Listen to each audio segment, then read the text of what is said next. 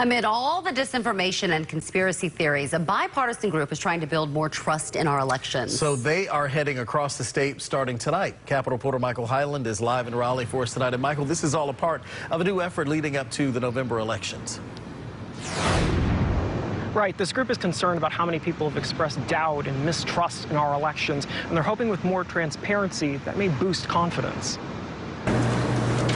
As voters head back to the polls soon, the goal is for more of them to trust that process. This is sort of a warm-up for 2024. Jennifer Roberts is a Democrat and former mayor of Charlotte. She's working with Bob Orr, who's a Republican and a former state Supreme Court justice. They're leading a bipartisan group of former elected officials, people who run elections, and other experts who will travel the state to try to educate voters and combat disinformation. We want people to trust the process, to know that there's preparation, and we also want candidates to accept the results. We've seen this escalation of antagonism towards our election system. NPR, PBS, and Marist polled people late last year asking if they trust that elections are fair. 58% of people say they trust that a great deal or a good amount, while 39% say they don't very much or not at all. Some of it is due to President Trump denying what happened in 2020. Some of it is the ability of people to share that, kind of amplify that. The Carter Center, which former President Jimmy Carter and his wife Rosalind co-founded, initiated this project in a few key swing states. Roberts said they're doing this with an eye on the next presidential election as well. What kind of networking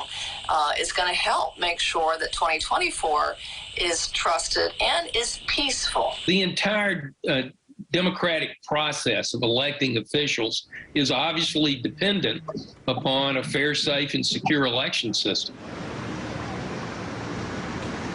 This group is hosting in-person events beginning tonight in Wake Forest. They're going to host one in each of the state's 14 congressional districts over the next several weeks, and one online as well for anybody to watch statewide. Live in Raleigh, Michael Hyland, CBS 17 News. All right, Michael, thank you very much.